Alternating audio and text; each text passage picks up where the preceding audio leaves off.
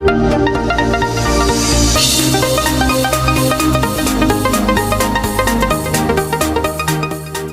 बच्चों, आज हम स्टार्ट करते हैं आपसे लेक्चर 13 है आपके क्लास 10th है, चैप्टर 3 है pair of linear equation into variable और एक्सरसाइज है आपकी 3.5 है ना।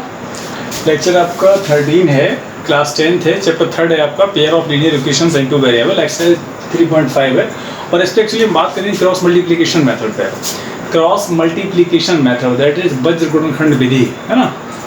तो क्रॉस मल्टीप्लिकेशन पे जब हम बात करेंगे इस पर, तो एक्चुअली लास्ट वाले लेक्चर में एक आपका वीडियो कट हो गया था, वो आई थिंक 3.4 एक्सरसाइज का एक पार्ट रह गया था आपका, है ना। वो हम पहले करा देते हैं, उसके बाद में स्टार्ट करते हैं एक्सरसाइज 3.5। तो बेटा ये 3 पॉइंट एक्सरसाइज है, एक्सरसाइज 3.4 है और आपका क्वेश्चन नंबर 2 का 5th पार्ट आपका रह गया था, है ना ओनली। तो बेटा ये लिखा हुआ है ए लर्निंग लाइब्रेरी। अच्छा, इसमें क्या था एक्चुअली, एलिमिनेशन मेथड था इसमें। A learning library has a fix charge for the first 3 days. ये क्या बोल रहा है, a learning library has a fix charge for the first 3 days and an additional charge for each day thereafter. Sarita paid 27 rupees for a book kept for 7 days, while Sasi paid 21 rupees for the book she kept for 5 days. Find the fixed charge and the charge for each extra day. देखिए, ये landing library है और उसका एक fix charge भी है, has a fix charge. तो हम उसका मान लेते हैं कि फिक्स चार्ज उनका है क्या, एक्स है। फिक्स चार्ज जो है वो उनका एक्स हो गया फॉर द फर्स्ट 3 डेज। और ये क्या है, fix charge for first 3 days, for first 3 days इनका हमने एक्स मान लिया। फर्स्ट 3 डेज का जो फिक्स चार्ज है वो आपके पास हो गया एक्स रुपीज। उसके बाद क्या बोल रहे हैं, and additional charge for each day. Additional charge आप लिखेंगे एंड, ये हमने मान लिया लेट करके, and additional charge for each day equal to by rupees हो गया। अब उसके बाद क्या ये बोल क्या रहा है, सरता paid 27 rupees for a book kept for 7 days. सरता ने क्या किया, 27 rupees बुक के पेड किए for 7 days. सरता paid 27 rupees for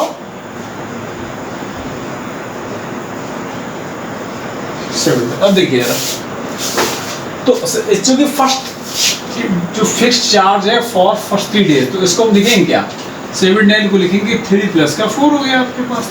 तो 3 डेज का जो चार्ज है वो क्या है आपके पास, एक्स हो गया भाई। 7 डेज है ना, तो इसको हम क्या लिखेंगे, 3 डेज और प्लस का 4 डेज आपके पास हो गया। तो 3 डेज का जो फिक्स चार्ज है वो आपके पास हो गया एक्स प्लस। अब सरता अब क्या, additional charge for each day, और पर डे का चार्ज है आपके पास 22 रुपए। तो कितने एक्स्ट्रा डेज हैं, 4 डे है, तो 1 डे का चार्ज क्या है, बाई है, तो 4 डे का क्या होगा, 4 बाई होगा। और इसके लिए वो पेड कर रही है 27 रुपीज। क्वेश्चन फर्स्ट हो गया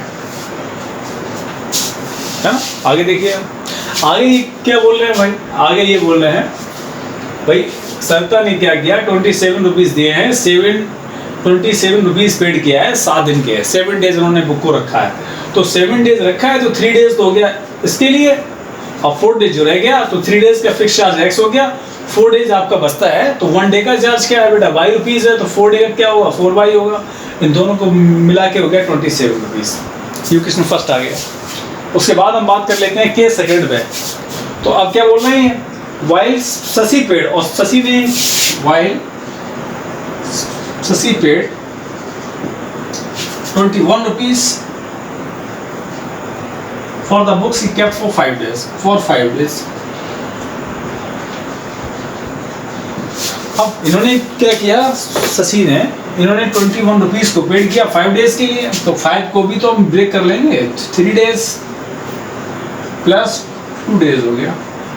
3 डेज का फिक्स चार्ज है एक्स रुपीज प्लस, और 2 डेज का, अब 1 डे का क्या है, बाई है, तो 2 डेज का क्या होगा, 2 बाई होगा। कितना ये पेड कर रहे हैं, 21 पेड कर रहे हैं। ये आपके पास होगा, क्वेश्चन हमारे पास ये वाली आ गई। अब देखिए जरा, अब इसमें है क्या एक्चुअली, ये कौन से मेथड से, एलिमिनेशन मेथड से।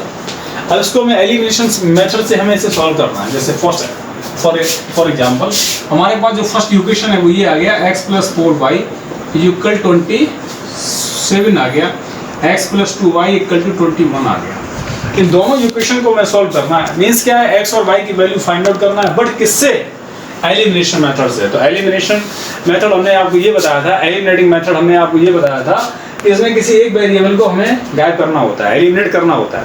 तो बेटा अगर हम इसमें फर्स्ट -2 कर दें, अगर हम फर्स्ट माइनस का 2 कर दें, है ना, अगर हम यहाँ पे ये कर देते हैं फर्स्ट -2, तो क्या होगा? माइनस माइनस माइनस हो गया, x कैंसिल हो जाएगा, क्वांटिटी इक्वल है, साइन अपोजिट है आपके पास। 4y - 2y तो ये आ गया 2y, 27 - 21 दैट इज आ गया 6, y की वैल्यू आ गई 6/2, 3 आ गई। y की वैल्यू उठा के हम फर्स्ट या सेकंड में डाल देंगे, है ना। तो अब आप यहाँ से यहाँ ये ले आइएगा, फ्रॉम फर्स्ट का मतलब हो गया सब्स्टिट्यूट द वैल्यू, यानी putting the value of y in equation first. आप क्या लिखेंगे? Putting the value of y in equation first. y की वैल्यू 3 हमें इसमें डालना है, तो ये हो जाएगा x प्लस का 4 × 3 27 हो गया, x प्लस का 12 = 27 हो गया, x = 27 माइनस का 12 हो गया, तो x की वैल्यू आ जाएगी 7 - 2 5 2 - 1 10। मतलब क्या है कि जो लाइब्रेरी का जो लैंडिंग लाइब्रेरी है, जो उसका फिक्स चार्ज है वो आपके पास x है, 15 रुपीज़ है, और जो आपके पास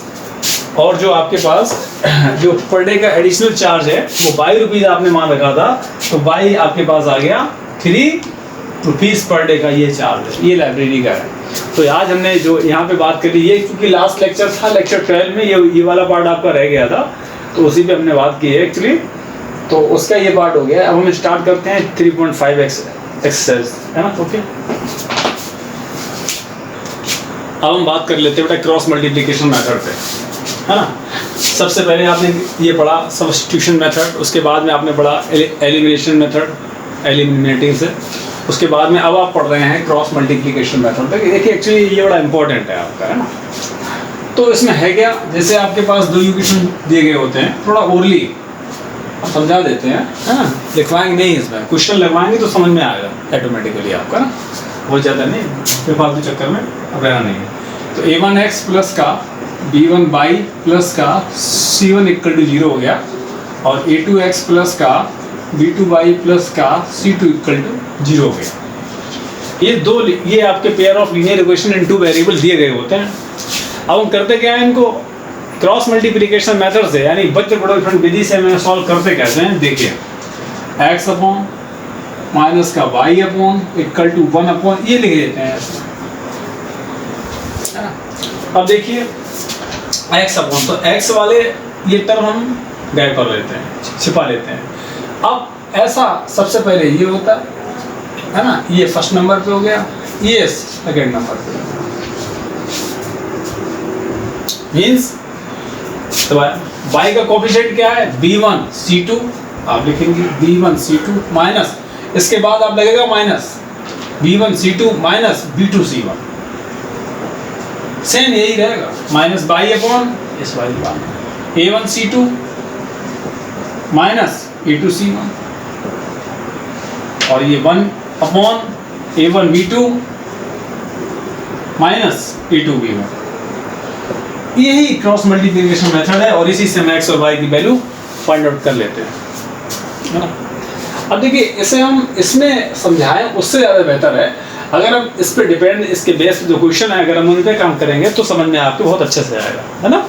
तो बेटा हम स्टार्ट करते हैं एक्सरसाइज 3.5 एक्सरसाइज को हम स्टार्ट करते हैं, और उसके बाद फिर हम उसी पे काम करते हैं, अच्छे से आएगा, समझ में आएगा आपको।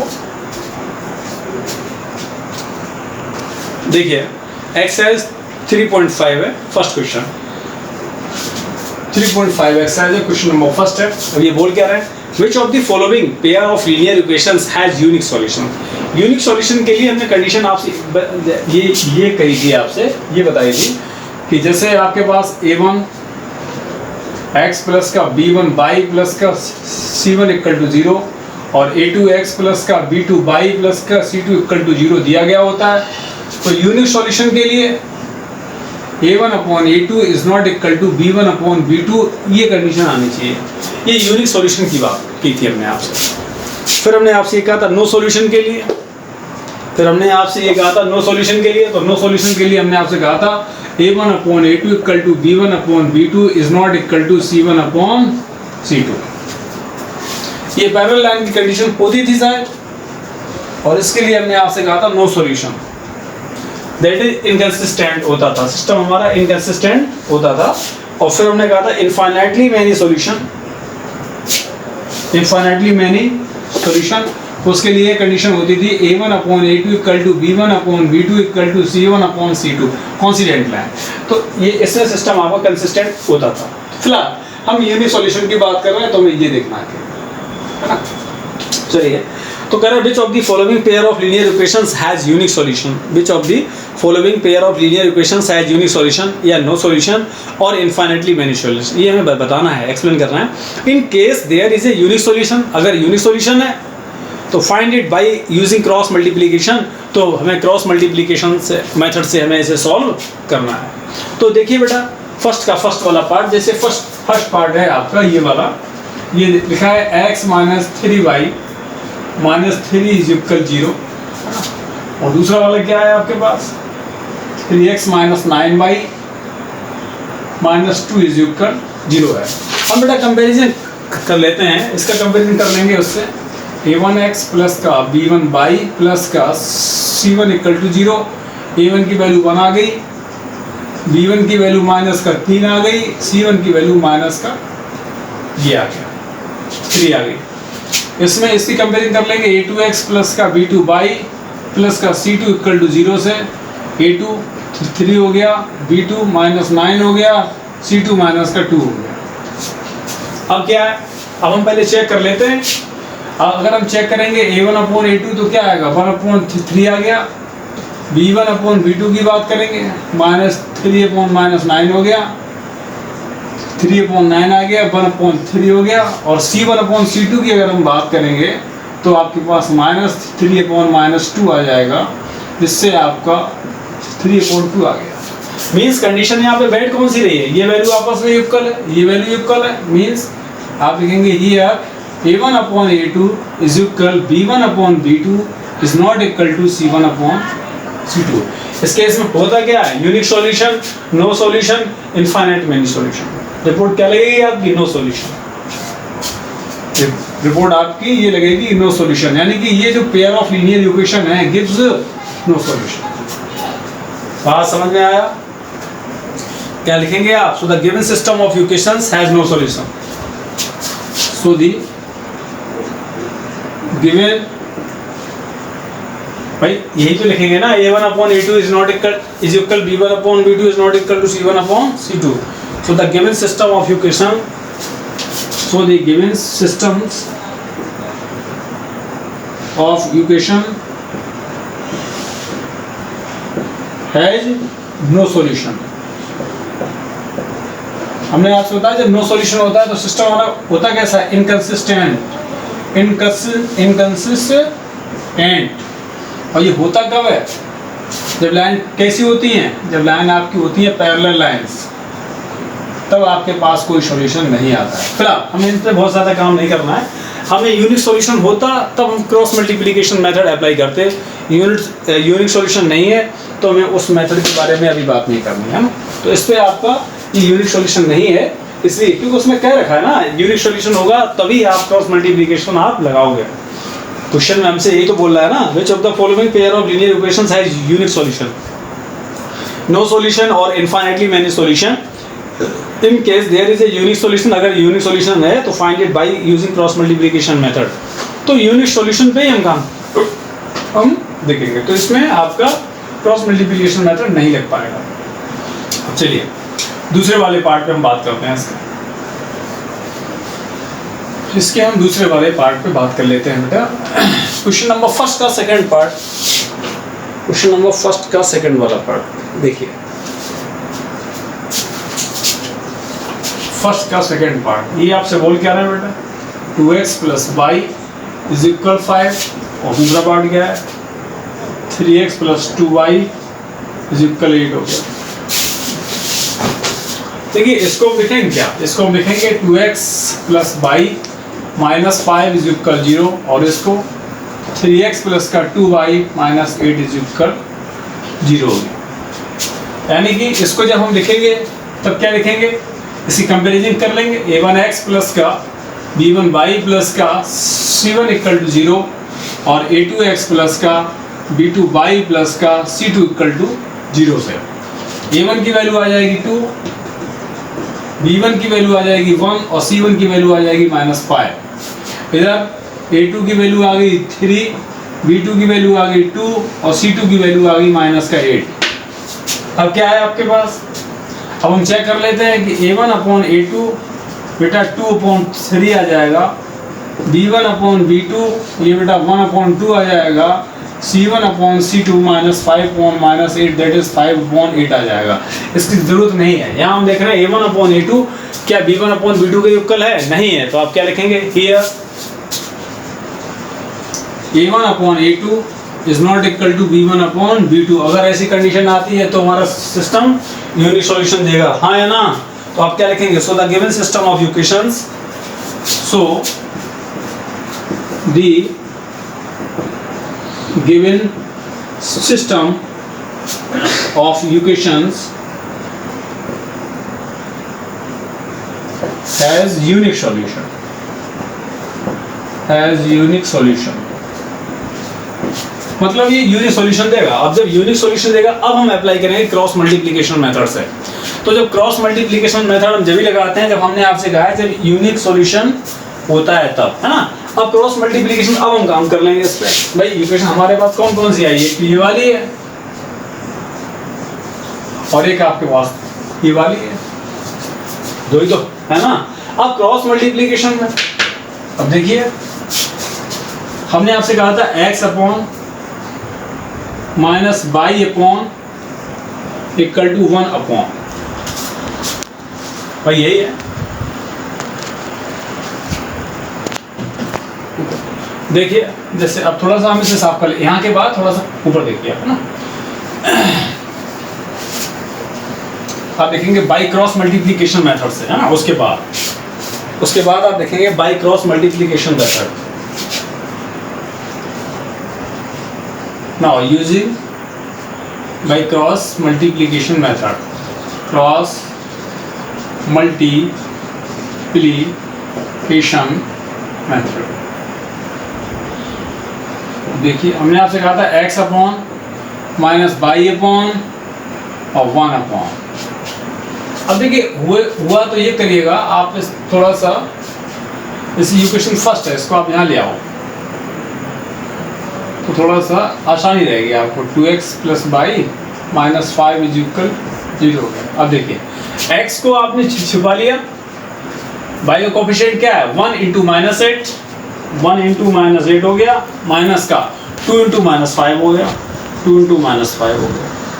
बाई वाला दबा लेंगे आप, बाई वाला जब छुपाओगे तो क्या आएगा 2 इंटू माइनस 8 आ जाएगा, माइनस का 3 इंटू 5 मतलब 3 इंटू माइनस 5 आ जाएगा, 2 इंटू 2 आ जाएगा, माइनस का 3 इंटू 1 आ जाएगा, यही तो आएगा। अब देखिए x upon minus 8 minus minus हो जाएगा प्लस, 5 टू जा हो गया 10 माइनस बाई अपॉन 2 8 जा 16 ये हो गया और प्लस का हो गया 15, 1 अपॉन 4 माइनस 3 हो गया।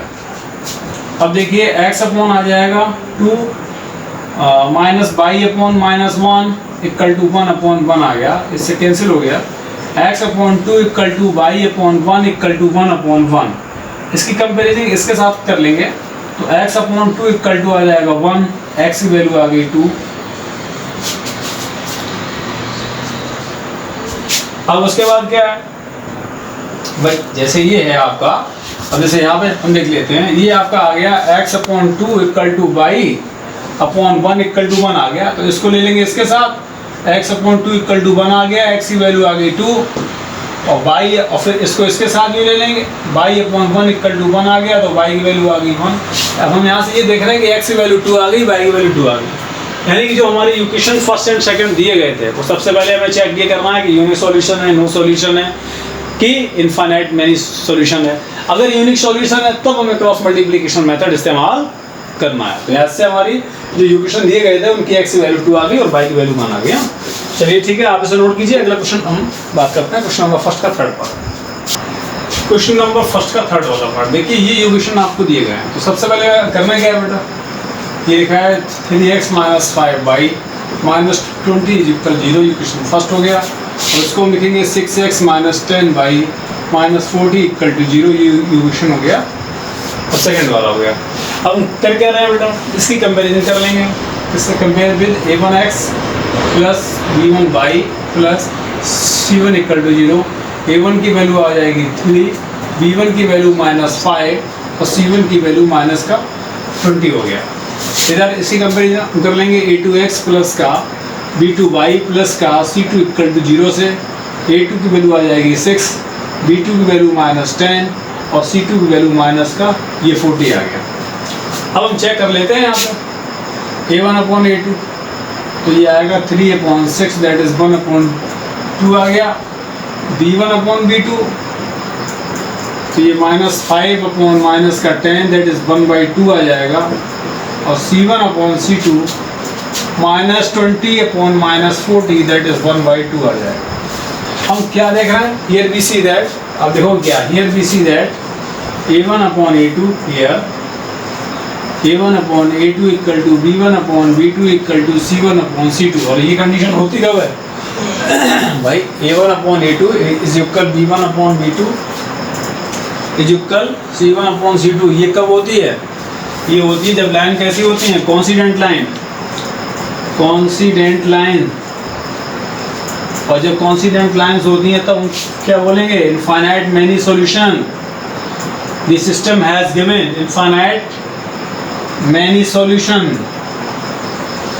और इसमें एक रिपोर्ट आपकी और ये लगती है, the system is consistent, the system is consistent. ये आपके पास हो गया।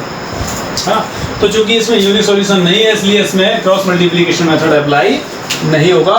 क्वेश्चन नंबर फर्स्ट का फोर्थ पार्ट आपकी स्क्रीन पे। इसके बाद देखिए ये थर्ड वाला पार्ट, ये सब समझ रहे हो ना बातें। देखिए एक्चुअली क्या है, ये सब जो हमने स्टार्टिंग में बेस आपको बताया था कि a1/a2 is not equal to b1/b2 unique solution के लिए। हाँ, तो ये सब सारी चीज़ें आपको आनी चाहिए, आएंगी नहीं तो फिर काम हो नहीं पाएगा इस पर, है ना।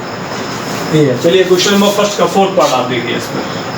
अब फर्स्ट का फोर्थ पार्ट बेटा ये है कि x - 3y - 7 = 0 और 3x - 3y - 15 = 0 हो गया। अब इसमें है क्या, इसकी कंपेरिजन a1x + का b1y + c1 = 0 एंड a2x + का b2y + c2 = 0 हो गया। a1 की वैल्यू 1 आ जाएगी, यहाँ भाई इसका कोफिशिएंट है क्या, बनी तो है ना। a1 की वैल्यू 1 आ जाएगी, b1 की वैल्यू -3 आ जाएगी, c1 की वैल्यू -7 आ जाएगी। a2 की वैल्यू 3 आ गई, b2 की वैल्यू -3 आ गई, c2 की वैल्यू -15 आ गया। अब हम चेक कर लेते हैं a1/a2 यहाँ पे है क्या। तो ईयर आप लिखेंगे a1/a2 आपके पास आ जाए 1/3 आ गया। b1/b2 चेक किया तो -3/-1 दैट इज 1 आ गया। यहाँ पे आप देख क्या रहे हो, हियर आप लिखेंगे here a1/a2 is not equal to b1/b2, यानी कि यूनिक सॉल्यूशन आएगा। यूनिक सॉल्यूशन यानी this system has given unique solution. क्यों, क्योंकि बेटा इसलिए आएगा a1/a2 is not equal to b1/b2। तो लिखेंगे the given system of equations, ऐसे ये लिखेंगे the given system of equations has unique solution. अब जब यूनिक सॉल्यूशन आ गया तो अब हमें भाई क्रॉस मल्टीप्लिकेशन मेथड, अब क्रॉस मल्टीप्लिकेशन मेथड में भाई करना है ना। तो जब क्रॉस मल्टीप्लिकेशन मेथड में अप्लाई करेंगे तो अब देखिए जरा,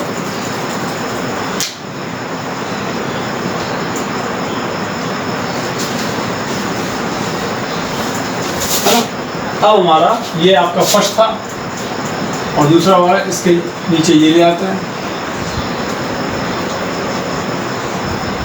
आप लिखेंगे now by cross multiplication method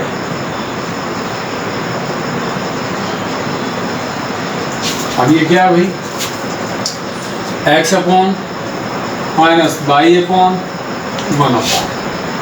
अब हम x अपॉन की बात करेंगे तो इसे हम कर देंगे, बाई का कोफिशिएंट इसमें है क्या, माइनस का 3 है, मल्टीप्लाइड बाई माइनस का 15 हो गया, विद साइन लेंगे माइनस, बाई का कोफिशिएंट इसमें क्या है -3 मल्टीप्लाइड बाई माइनस 3, ये हो गया माइनस बाई अपॉन x का कोफिशिएंट क्या है 1 इंटू माइनस का 15 माइनस का 3 इंटू 7, 3 इंटू माइनस का 7, 1 इंटू माइनस का 3 और 3 इंटू माइनस का 3, 3 इंटू माइनस का 3 हो गया। इसे हम जरा सॉल्व कर लेते हैं। 45 plus minus 21 minus y upon minus 15 हो गया, प्लस का 21 हो गया, 1 अपॉन माइनस 3 प्लस का 9 हो गया, x upon minus y upon 6 equal to 1 upon ये आ गया 6, x को ले लेंगे इसके साथ में, x upon 24 equal to 1 upon आ गया 6, है ना, थोड़ा ध्यान दो बेटा, x इक्वल टू आ जाएगा 24 अपॉन 6 दैट इज 4।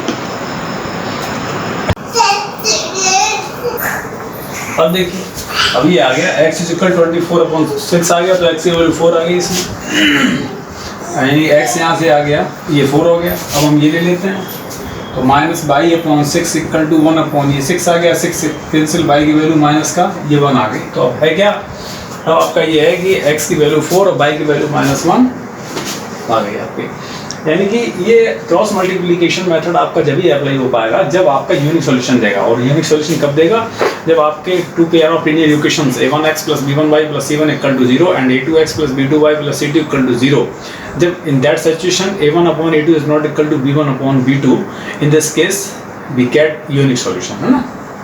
तो तभी हम ये सब काम कर पाएंगे और इससे हमारा ये आ गया। अब चलिए हम बात कर लेते हैं बेटा क्वेश्चन नंबर 2 की, आप इसे नोट कीजिए।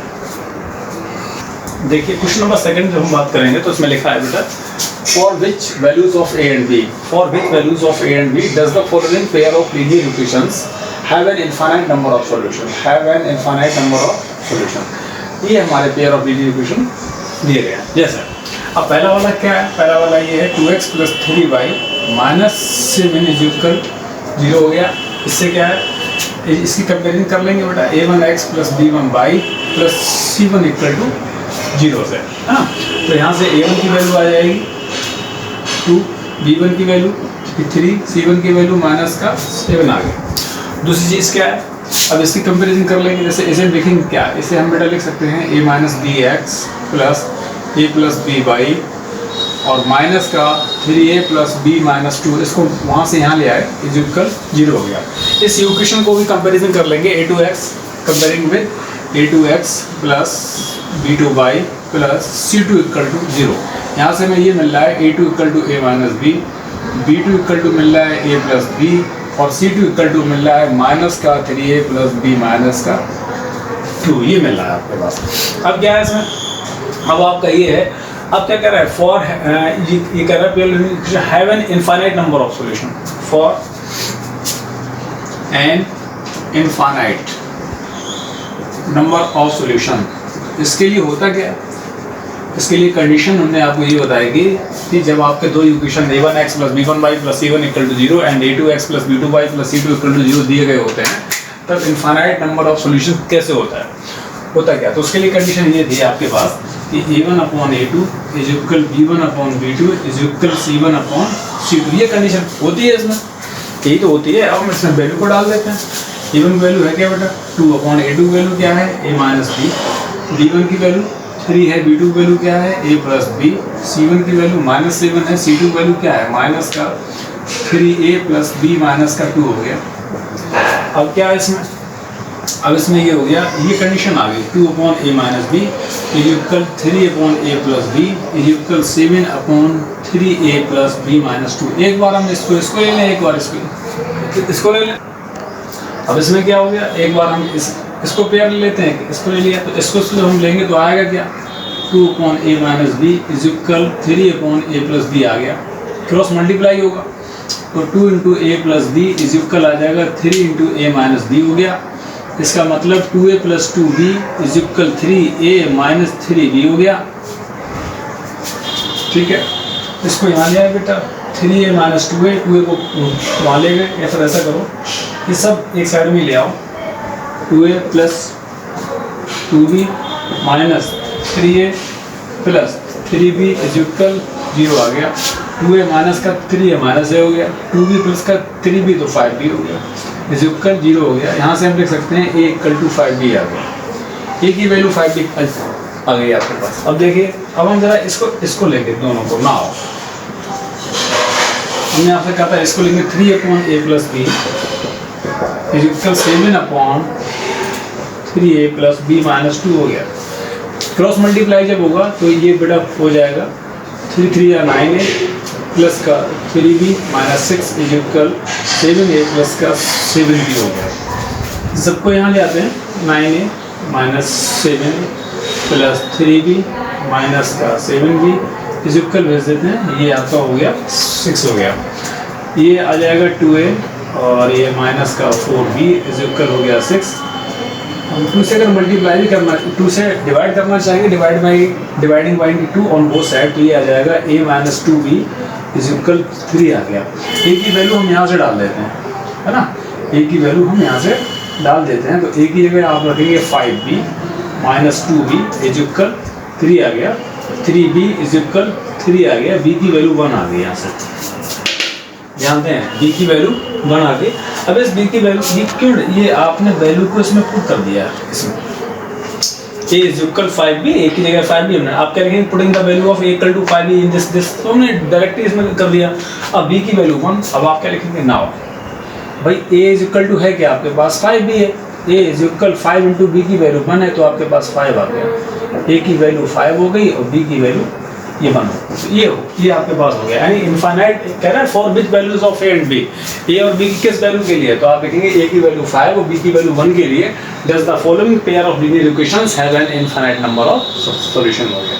यानी कि किस a और b की किस वैल्यू के लिए ये पेयर ऑफ लीनियर इक्वेशन जो दिए गए हैं वो इनफाइनाइट नंबर ऑफ सॉल्यूशन देंगे, तो a की वैल्यू 5 होनी चाहिए, b की वैल्यू 1 होनी चाहिए, तब ये इनफाइनाइट नंबर ऑफ सॉल्यूशन देंगे। ठीक है, आप इसे नोट कीजिए, क्वेश्चन नंबर अगले पे बात करते हैं। देखिए क्वेश्चन नंबर सेकंड का सेकंड वाला पार्ट, ये क्या बोल रहा है, ये आपसे ये कह रहे हैं for which values of k, for which value of k will the following pair of linear equations have no solution. ये जो पेयर ऑफ लीनियर इक्वेशन दिए गए हैं k की किस वैल्यू के लिए ये कोई सॉल्यूशन नहीं देंगे, तो पहले तो मैं कंडीशन आनी चाहिए कि नो सॉल्यूशन वाली कंडीशन थी क्या, है ना भाई, पहले तो हमें कंडीशन ही तो आएगी कि इसके लिए कंडीशन थी क्या, क्योंकि जब तक हम कंडीशन नहीं जान पाएंगे तब तक करें क्या, है ना। तो अब जैसे आपके पास दो इक्वेशन दिए गए होते थे कि a1x plus b1y plus c1 equal to 0 and a2x plus b2y plus c2 equal to 0 दिया गया था, तो फॉर नो सॉल्यूशन, तो नो सॉल्यूशन की सबसे बड़ी बात है हमें कंडीशन याद होनी चाहिए, जब तक कंडीशन याद नहीं होगी तब तक आप करोगे क्या, तो आप क्या लिखोगे फॉर नो। पहली बार इसे थोड़ा सा सही कर लेते हैं,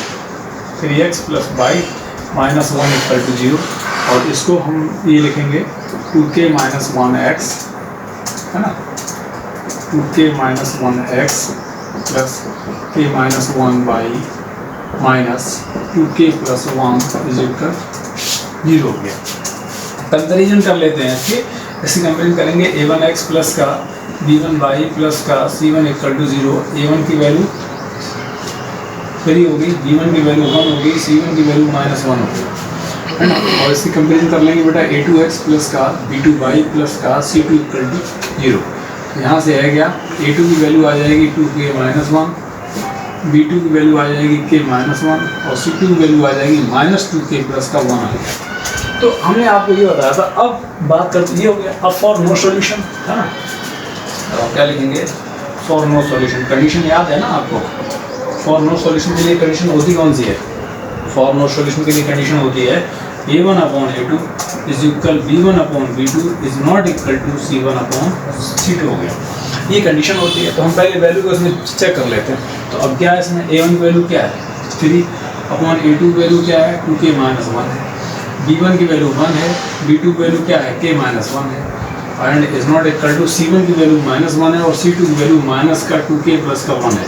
ये है इसमें। अब एक बार हम लेंगे इसको, एक बार इसको जब लेंगे तो बेटा आएगा 3 upon 2k minus 1 is equal 1 upon k minus 1 आ जाएगा। क्रॉस मल्टीप्लाई होगा तो 3 into k minus 1 is equal 1 into 2k minus का 1 आ जाएगा, यानी कि 3k minus 1 3k minus 3 is equal 2k minus 1, यानी कि 3k माइनस 2k तो 3k minus 2k is equal minus 1 plus का 3 हो गया। और उसके बाद क्या है 3k माइनस के तो k इक्वल टू आ गया 3 माइनस 1 इंटू आ जाएगा, k की वैल्यू 2 आ गई। अब देखिए आगे, वो आगे क्या है, इसको हम ले लेते हैं। Now we take this 1 upon k minus 1 is not equal to 1 upon 2k plus 1, ये आपके पास आ जाएगा। क्रॉस मल्टीप्लाई होगा तो 2k plus 1 is not equal to k minus 1 हो गया। तो 2k माइनस के है ना is not equal to minus 1, ये भी आपके जाएगा माइनस 1 हो जाएगा। तो यही तो आएगा आपके पास, और क्या है? तो 2k माइनस के तो क्या हो गया is not equal to minus का 2 हो गया। तो मतलब क्या है इसमें, मतलब ये हैव नो सॉल्यूशन के लिए k की वैल्यू 2 होनी चाहिए और k is not equal to minus 2 आना चाहिए, तभी हो पाएगा आपके पास, भाई तभी तो होगा है। दूसरी चीज़ क्या है, अब एक बार हम और ये देख लेते हैं। अब जैसे इसको आपने ले लिया, अब अगर हम इसको इसके साथ लें तो है ना, फिर देख लेते हैं। नाउ अगेन ये अगेन, अब हमने बेटा ये लिया फर्स्ट वाले को 3 अपॉन 2k माइनस 1 को हमने ले लिया थर्ड वाले के साथ, 1 अपॉन 2k प्लस 1 के साथ हमने ले लिया। देख लेते हैं सब, किसी को इसको इसके साथ ले लो, चाहे इसको इसके साथ ले लो, इसको इसके साथ ले लो, चाहे इसको इसके साथ, इक्वलिटी है, इससे कोई दिक्कत नहीं है ना। क्रॉस मल्टीप्लाई लेंगे तो 3 into 2k plus 1, 3 into 2k plus 1 is not equal to 2k minus 1 आ गया।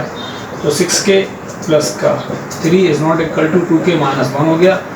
6k minus 2k is not equal to minus 1 तो ये है, और माइनस 3 ये हो जाएगा, यानी कि 2k is not equal to minus 4, यानी k is not equal to minus 2 आ जाएगा। यही तो आ रहा है शायद, देखो ना यही आ रहा है।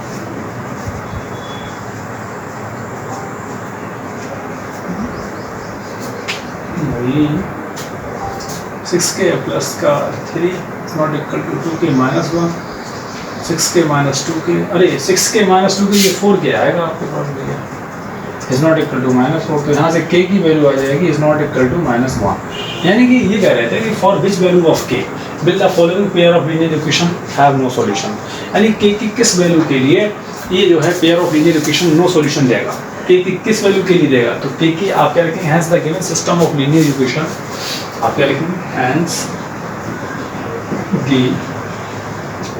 Given system of linear equation,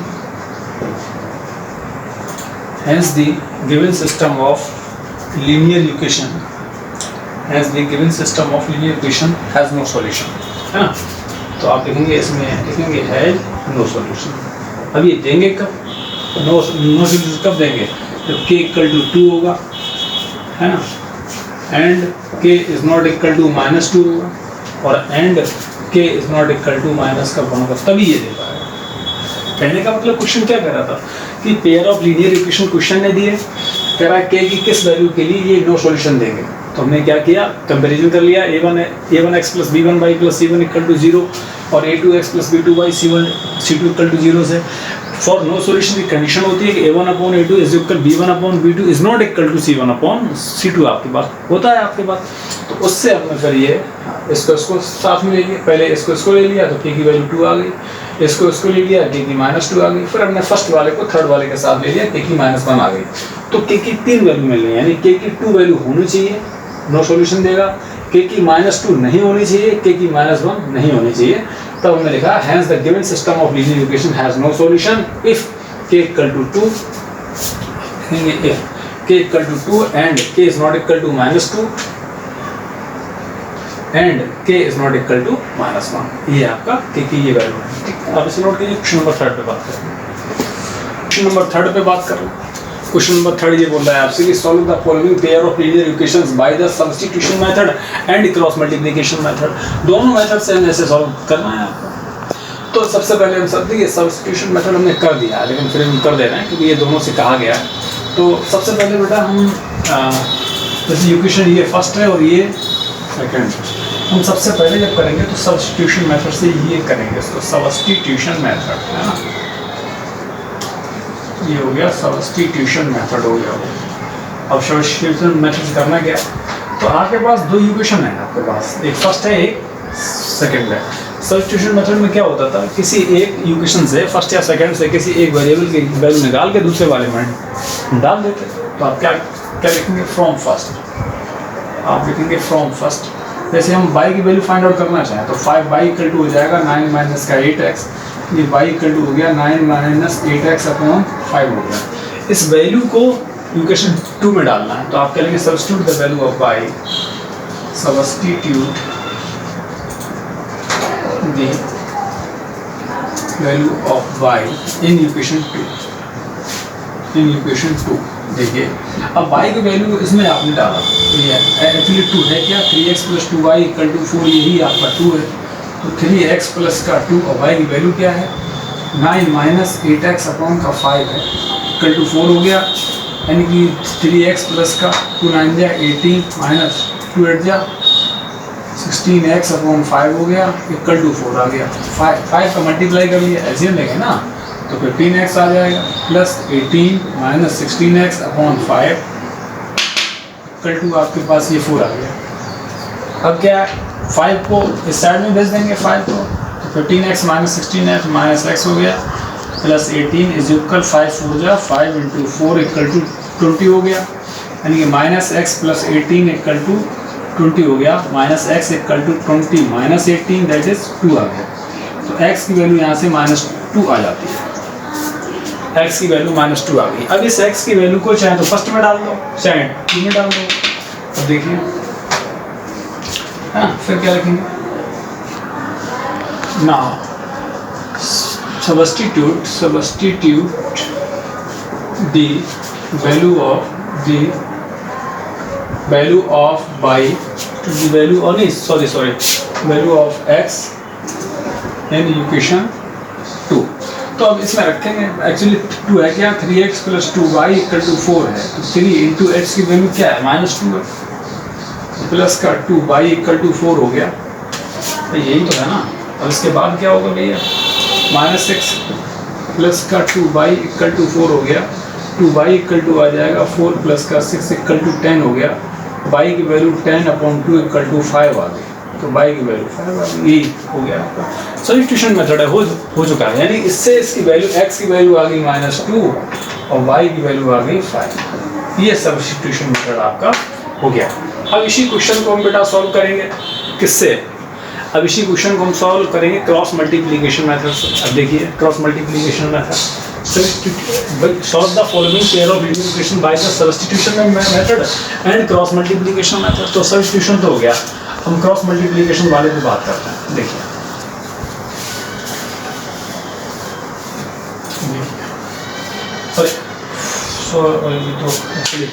तो फर्स्ट वाला है क्या, जैसे फर्स्ट वाला इक्वेशन ये दिया गया है, इसको थोड़ा सा मॉडिफाई कर लेते हैं बेटा। 8x plus 5y minus 9 is equal 8x plus 5y minus 9 is equal 0, ये आपका फर्स्ट हो गया। और सेकंड वाला दिया गया है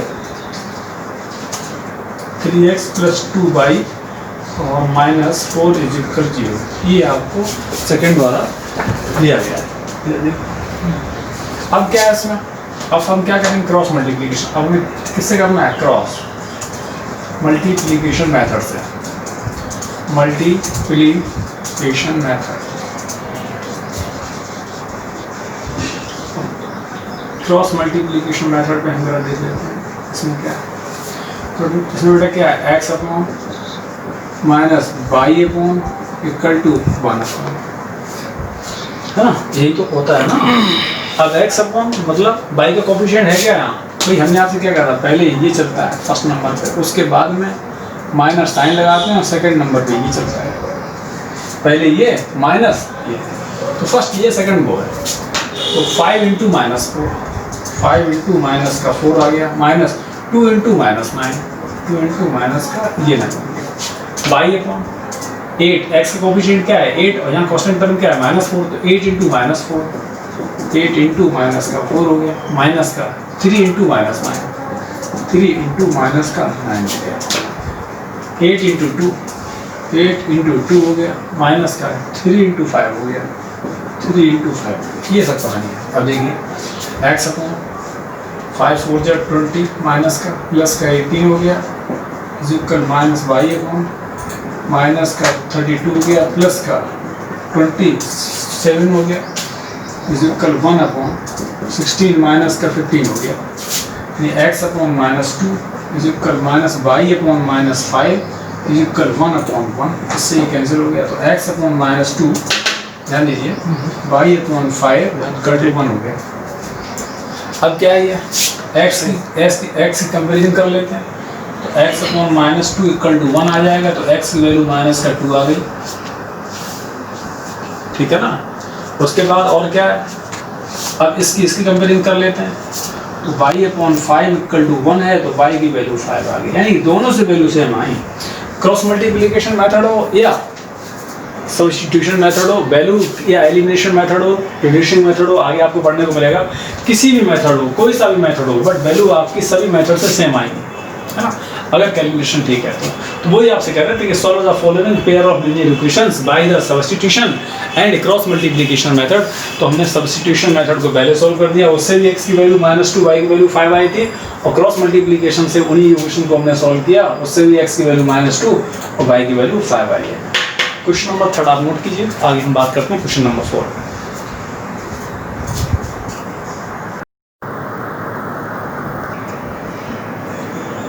हाँ बेटा देखिए, ये जरा हम बात कर लेते हैं क्वेश्चन नंबर 4 का। क्वेश्चन नंबर जो 4 है वो हमसे बोल कह रहे हैं, एक्चुअली में लिखा हुआ बोर्ड पे, कह रहे हैं form the pair of linear equations in the following problems, form the pair of linear equations in the following problems and find their solution if they exist by any algebraic method. कहने का मतलब क्या है, form the pair of linear equations in the following problems, जो problems दी गई हैं उनके form करना है पेयर ऑफ लीनियर इक्वेशन, है ना, एंड फाइंड देयर सॉल्यूशन, और उनके सॉल्यूशन को फाइंड आउट करना है इफ दे एग्जिस्ट, अगर वो एग्जिस्ट करते हैं, बाय एनी अलजेब्रिक मेथड, किसी भी अलजेब्रिक मेथड से आपको उन्हें फाइंड आउट करना है ना, चाहे वो सब्स्टिट्यूशन मेथड हो, एलिमिनेशन मेथड हो, क्रॉस मल्टीप्लिकेशन मेथड हो, कोई सा भी अलजेब्रिक आपका मेथड हो। तो क्वेश्चन नंबर 4 का फर्स्ट वाला पार्ट है, a part of monthly hostel charges. देखिए बड़ा कायदे से पढ़िएगा, ये अप्लाइड पोर्शन होता है, तो उस पर हम थोड़ा सा काम कर रहे हैं, बस समझने की बात होती है, केवल फॉर्मेट करना, हमें तैयार करना होता है पेयर ऑफ लीनियर इक्वेशन का, यानी कि लीनियर इक्वेशन बनानी होती है, मैं केवल बाकी सिंपल करना बहुत, मतलब उन्हें आप कैलकुलेट करना या उनको सॉल्व करना बड़ा सिंपल होता है बहुत सारा, तो उन्हीं पर हम थोड़ा सा काम कर लेते हैं। A part of monthly hostel charges is fixed. Monthly hostel charges जो है, मंथली हॉस्टल चार्जेस जो है वो फिक्स है आपका, and the remaining depends on the number of days one has taken food in the mess, और बाद बाकी नंबर ऑफ डेज पर डे काउंट आपका होता है ना, food in the mess. When a student कोई ए है, A takes food for 20 days, she has to pay 1000 rupees. कोई ए नाम का एक स्टूडेंट है, वो आपका 20 दिन खाना खाता है, 20 दिन, है ना, फूड लेता है 20 डेज में, और he has to pay 1000 rupees, और 1000 रुपये वो पेड कर लेता है एज हॉस्टल चार्जेस, है ना, उसमें हॉस्टल चार्ज इंक्लूड है। Whereas a student B, और दूसरा वाला स्टूडेंट बी है, who takes food for 26 days, जो 26 दिन खाना खाता है हॉस्टल में, पे 1180 रुपीज़, 1180 रुपये पेड करता है एज हॉस्टल चार्जेस उसमें इंक्लूड है। कह रहे हैं कि find the fix charges and the cost of food per day. तो फिक्स चार्ज आपको फाइंड आउट करना है, तो मान लेते हैं कि फिक्स चार्ज एक्स है ना, लेट फिक्स चार्ज फिक्स्ड हम मान लेते हैं कि उसका जो फिक्स्ड हॉस्टल चार्ज है ना, तो लेट फिक्स्ड पोस्टल चार्जेस, ये आपके पास हो गया x रुपीज़ हो गया। और क्या कह रहे हैं, cost of food per day charge है ना, भाई दोनों का तो हमें फाइंड आउट करना है ना, cost of food per day charge का भी फाइंड आउट करना है। तो हम क्या लिखेंगे, कॉस्ट ऑफ फूड दोनों का है ना, and cost of food per day, ये भी हमने मान लिया 22 रुपीज़ है ना, ठीक, ये आ गया। अब यानी भाई फिक्स चार्ज हॉस्टल का x हो गया और 22 रुपीज़ पर डे का, जैसे फिक्स चार्ज हॉस्टल का तो x हो गया। अब आप 26 दिन खाना खाएंगे तो 26 दिन का चार्ज आप भी लगेगा, पर डे का है आपका, है ना, तो 22 रुपीज़ है। क्वेश्चन पे आता है, a part of monthly hostel charges fix, वो फिक्स है, and the remaining depends on the number of days. ठीक है, चलो कोई बात नहीं, one has taken food in the mess. ठीक, when a student a takes food for 20 days, she has to pay 1000 rupees. कितने दिन खाना खाता है, 20 दिन। तो पहली बार उसमें हॉस्टल ऑफर क्या है, एज हॉस्टल चार्जेस है ना, तो अब हॉस्टल चार्जेस भी इंक्लूड है। तो मान लेते हैं अकॉर्डिंग टू फर्स्ट, यानी केस फर्स्ट मान लो आप इसमें, है ना, हम केस फर्स्ट की बात करते हैं। कितने दिन खाना खाता है, 20 दिन। तो हॉस्टल चार्जेस हमने मान लिया फिक्स है इसमें, तो हॉस्टल चार्जेस को हमने x मान लिया, हॉस्टल चार्जेस ये है। कितने दिन खाना खाता है, 20 दिन। 1 डे का चार्ज क्या है, 22 रुपीज़ है। कितने दिन खाया उसने, 20 डे खाया, तो 20 डे का क्या होगा, 20 बाई हो गया। पेड करना पड़ रहा है उसको 1000 रुपीज़। ये बेटा आपका हो गया इक्वेशन नंबर फर्स्ट। बात को समझो बहुत अच्छे से, है ना। दूसरी चीज़ क्या है, केस सेकेंड। अब केस सेकेंड आपसे ये बोल रहे हैं, आपसे ये, whereas a student B who takes food for 26 days pay 1180 rupees, who takes food for 26 days 1180 rupees, यानी 1180 1180 रुपीज़ उसे पेड करने होते हैं 26 डेज खाने के लिए। हॉस्टल चार्ज इसमें भी इंक्लूड है, मतलब हॉस्टल चार्ज हमने इसमें भी x मान लिया। कितने दिन खाना खाते हैं, 26 डेज। 1 डे का चार्ज क्या है, 22 रुपीज़। 26 का क्या होगा, 26 बाई आपका हो गया। पेड करने पड़ते हैं इतने रुपए। ये इक्वेशन सेकंड आ गया। ये बोल रहे हैं कि फाइंड मतलब किसी भी find the fix charge and the cost of food per day, मतलब पर डे।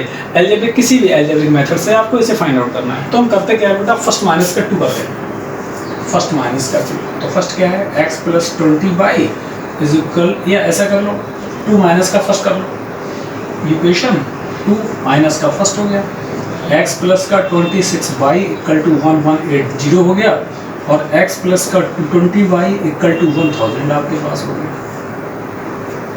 इससे ये कैंसिल हो गया, तो ये आ जाएगा 6 बाई इक्वल टू आ गया आपके पास ना 180, 6 बाई इक्वल टू आ गया 180। तो क्लियर आप आ रहा है क्या, हाँ चलो ठीक है, 6 बाई 180 आ गया। तो 6 बाई इक्वल टू 180 आ गया, तो बाई की वैल्यू आ जाएगी 180/6, दैट इज 30 आ गया। फर्स्ट या सेकंड में इसकी वैल्यू हम डाल देते हैं फ्रॉम फर्स्ट। इसका मतलब क्या हुआ, substitute the value of by in equation first. तो फर्स्ट है क्या बेटा, x प्लस का 20 बाई 1000 है, x प्लस का 20 इंटू बाई की वैल्यू क्या है 30 इक्वल टू 1000 रुपीज़ हो गया, x प्लस का 2 3 या 600 इक्वल टू 1000 हो गया।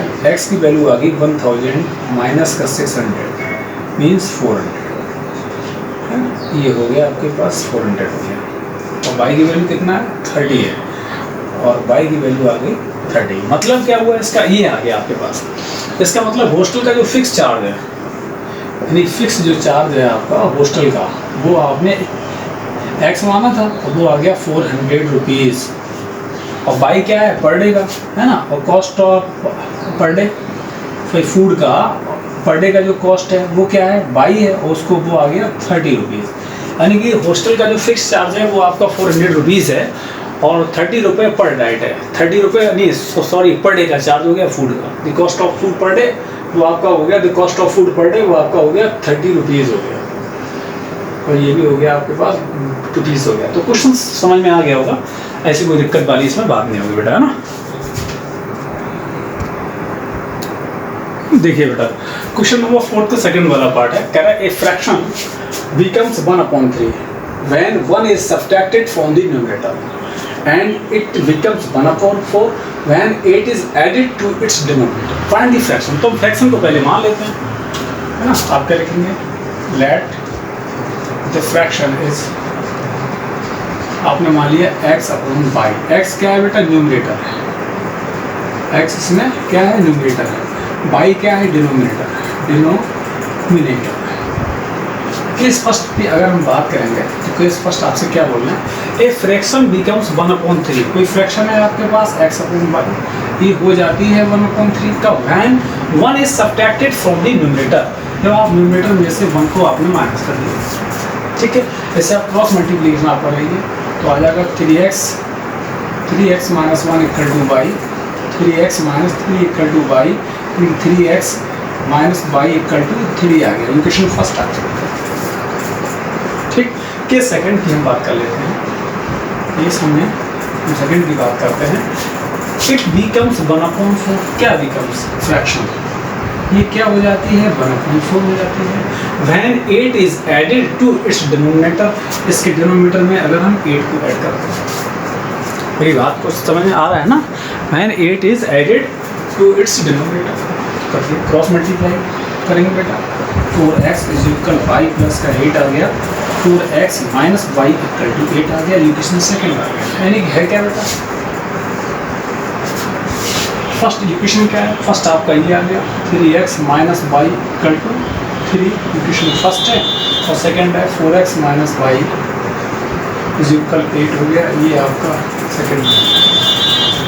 हम सेकंड में से फर्स्ट माइनस कर रहे हैं, फर्स्ट में से सेकंड कोई सा भी कर सकते हैं, इससे फर्स्ट माइनस करके कर लो, first minus 2 equation, first minus 2, तो बेटा क्या है 3x minus y equal to 3 हो गया, और 4x minus y equal to 8 हो गया, माइनस प्लस माइनस, ये कैंसिल हो जाएगा, 3x minus 4x minus x रह गया, 3 माइनस 8 माइनस 5 हो गया, माइनस से माइनस कैंसिल, x की वैल्यू 5 आ गई, ये आपके पास हो गया।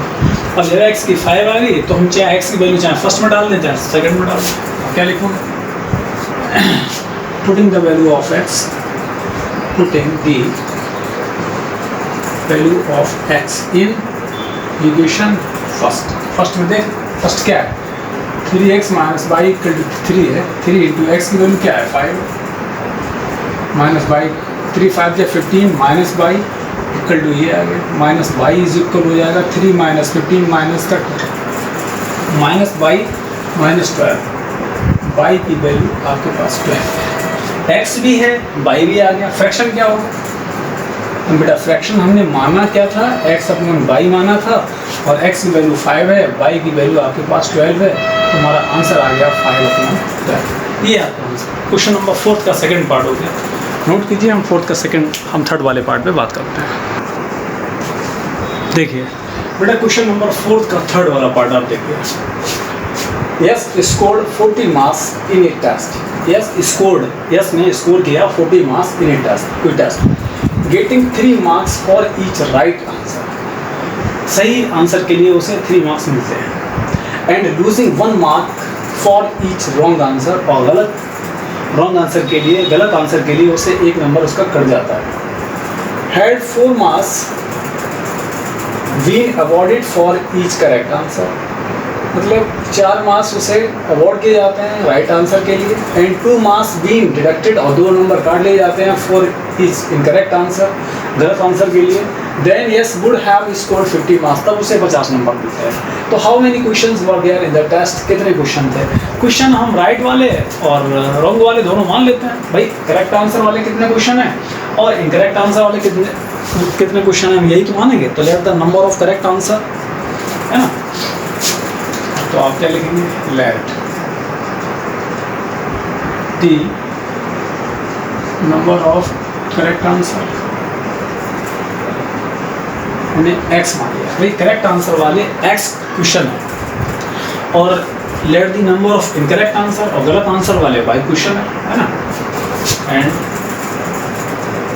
द नंबर ऑफ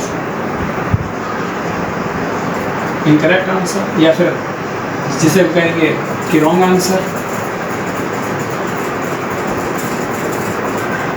ये आपके पास y क्वेश्चन, यानी कि टोटल, अब हम टोटल ये पूछ रहे हैं ना, how many questions were there in the test, total की बात करेगा, तो टोटल आपका आ जाएगा बेटा x प्लस वाई, मीन्स सही वाले गलत वाले दोनों क्वेश्चन, तो ये है ना, ये x क्वेश्चन है सही वाले, y क्वेश्चन गलत वाले, मेरी बात को समझ रहे हो ना।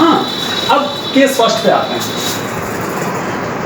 यस फर्स्ट क्या बोला है, यस स्कोर्ड 40 मार्क्स, यस को 40 नंबर मिलते हैं इन एक टेस्ट में, getting 3 marks for each right answer. सही आंसर के लिए 3 नंबर मिलते हैं। सही आंसर वाले क्वेश्चन कितने हैं, एक्स है, एक के लिए 3 नंबर मिलता है। क्वेश्चन आपके पास एक्स है तो कितने नंबर मिलेंगे, 3x। यस नो भाई, बात को समझो। Getting 3 marks for each right answer, 3 number मिलते हैं राइट आंसर के लिए। तो राइट आंसर वाले क्वेश्चन कितने हैं, एक्स हैं, एक्स ही तो है ना, एक्स ही तो माने हैं। Let the number of correct answer, तो करेक्ट आंसर वाले राइट आंसर वाले क्वेश्चन कितने हैं, एक्स हैं। एक क्वेश्चन के लिए 3 नंबर मिलता है सही के लिए, करेक्ट आंसर वाले के लिए। मेरे पास कितने हैं, एक्स है, तो टोटल नंबर कितने मिलेंगे, 3 × x, दैट इज 3x हो गया। And losing 1 mark for each wrong answer, और गलत आंसर के लिए नेगेटिव मार्किंग है, गलत आंसर के लिए उसमें 1 नंबर काट लिया जाता है। तो गलत आंसर वाले क्वेश्चन कितने हैं, 22, और क्वेश्चन गलत आंसर के लिए 1 नंबर काट लिया जाता है, तो 1 नंबर काट लिया जाता है। अब गलत भाई 1 नंबर काट लिया था एक क्वेश्चन के लिए, मेरे पास कितने क्वेश्चन है, 22, तो टोटल नंबर कितने कटेंगे, 22, बट ये कट रहा है इसलिए माइनस लगेगा। अब उसे स्कोर मिल रहा है बेटा 40 का, 40। This is equation number first. दोबारा समझिए जो हम कहना चाह रहे हैं, क्योंकि जब तक समझोगे नहीं समझ में कुछ आएगा नहीं। भाई क्या कह रहा है, उसे सही क्वेश्चन के लिए 3 नंबर मिल रहे हैं। हमने मान लिया कि सही करेक्ट आंसर वाले नंबर ऑफ क्वेश्चन की जो संख्या है वो x है, तो एक क्वेश्चन के लिए 3 नंबर मिल रहा है। मेरे पास कितने क्वेश्चन है, x है, तो x के लिए कितना मिलेगा, 3 × x, तो ये आपको हो गया 3x हो गया। इनकरेक्ट आंसर वाले क्वेश्चन कितने हैं, 22, एक इनकरेक्ट आंसर के लिए 1 नंबर मिलता है, 1 नंबर मिलता है, ये लिखा है। मेरे पास 22 है तो 22 × 1 दैट इज 22 हो गया। क्योंकि ये डिडक्ट हो रहा है, लूजिंग मतलब माइनस हो रहा है, तो इसलिए मतलब ये घट रहा है, तो इसलिए माइनस में आएगा। तब उसका स्कोर हुआ 40, इक्वेशन फर्स्ट आ गया। केस 2 की बात कर लेते हैं, केस 2। अब केस 2 में क्या है, आगे देखिए। Had 4 marks been awarded for each correct answer, सही के लिए 4 नंबर दिए जाएं, तो सही करेक्ट आंसर वाले क्वेश्चन कितने हैं, एक्स हैं, एक करेक्ट आंसर के लिए 4 नंबर उसे मिल रहा है। देखो ये लिखा है, had 4 marks been awarded for each correct answer, एक सही नंबर के लिए 4 नंबर दिए जाते हैं। मेरे पास सही नंबर वाले क्वेश्चन कितने हैं, एक्स हैं, तो कितने नंबर दिए जाएंगे, 4x, हाँ है ना, ये आपके पास है। And 2 marks been deducted for each incorrect answer, और गलत आंसर के लिए 2 नंबर काट लिए जाते हैं। गलत आंसर वाले क्वेश्चन कितने हैं, 22, एक गलत आंसर के लिए 2 नंबर काटे जाते हैं। नंबर ऑफ क्वेश्चन 22 हैं, तो कितने नंबर काटे जाएंगे, माइनस का 2/, क्योंकि डिडक्टेड हो रहा है 2/। भाई and 2 marks deducted for each incorrect answer, then Yash would have scored 50 marks, तब उसे 50 नंबर मिलते हैं, 50। How many questions were there in the test, उस टेस्ट में कितने क्वेश्चन है, मतलब x और y की वैल्यू। देखिए ये आपके पास आ गया। अब हम क्या करें इसमें, अब हम इसमें क्या करें बेटा, 2 का मल्टीप्लाई इसमें कर दो आप फर्स्ट में। आप क्या लिखोगे, इक्वेशन फर्स्ट में multiplying by 2 in equation first on both side. उसके बाद में क्या करोगे, माइनस इक्वेशन सेकंड हो गया। ये हमारी मैथमेटिकल शॉर्ट लैंग्वेज है। इक्वेशन फर्स्ट में 2 का मल्टीप्लाई किया, इक्वेशन 2 को हमने माइनस कर दिया, तो बेटा 2 का मल्टीप्लाई करोगे तो क्या आएगा, 2 3 जा 6x minus 2y equal to 80 आ गया। ये सेकंड वाला है, 4x minus 2y equal to 50 आ गया। माइनस किया, minus plus minus cancel, 6x minus 4x, तो ये आपका 2x आ गया। 80 माइनस 50 30 आ गया, तो 2x इक्वल टू 30 हो गया। x की वैल्यू 15 आ गई। इस x की वैल्यू को उठा के चाहे क्वेश्चन फर्स्ट में डाल दो चाहे सेकंड में डाल दो। ये करेक्ट आंसर वाले क्वेश्चन आ गए, 50 क्वेश्चंस। आप देखेंगे 50 क्वेश्चंस। अब देखेंगे फ्रॉम फर्स्ट, इसका मतलब x की वैल्यू को हमने फर्स्ट में डालना है। एक्चुअली फर्स्ट इक्वेशन क्या है, 3x minus y equal to 40 है। 3 × 15 माइनस y इक्वल टू 40 आ गया, यानी कि 45 माइनस y इक्वल टू 40 आ गया, minus y equal to 40 minus 45 आ गया, तो माइनस y इक्वल टू आ गया -5, that is y equal to 5। इसका मतलब y की वैल्यू 5, यानी करेक्ट आंसर आप लिखेंगे hence number of questions of correct answer ये करेक्ट आंसर वाले क्वेश्चन कितने हैं? x, that is 15। And number of questions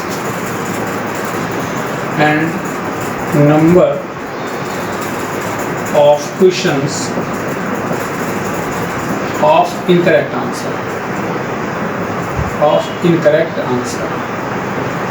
answer वाले क्वेश्चन कितने हैं? By, that is 5। टोटल कितने होंगे? x प्लस का बाई यानी 15 प्लस 5, यानी कि टोटल हमारे पास 20 क्वेश्चन है। टोटल हमारे पास कितने हैं बेटा? 20 क्वेश्चन। यही है आपके टोटल नंबर ऑफ क्वेश्चन 20 है, 20 यानी कि 20। क्लियर आ रहा है क्या? यही आपके पास हो गया। देखिए बेटा, हम क्वेश्चन नंबर 4th वाले पार्ट में बात कर रहे हैं। तो क्वेश्चन नंबर 4 का जो 4th पार्ट है वो क्या बोल रहा है? वो ये कह रहे हैं आपसे, places A and B are 100 kilometre apart on a highway. दो कोई जगह हैं, प्लेसेस ए एंड बी, जैसे हमने मान लिया आपका ये ए हो गया, ये बी हो गया, इनके बीच की जो डिस्टेंस है वो 100 किलोमीटर है। ये बात को समझने की आप कोशिश करें। ये कह रहा है आपसे कि places A and B are 100 kilometre apart on a highway. एक हाईवे पर प्लेसेस 100 किलोमीटर की दूरी पर है, दो प्लेसेस हैं ए और B. One car starts from A, एक कार स्टार्ट यहाँ से होती है।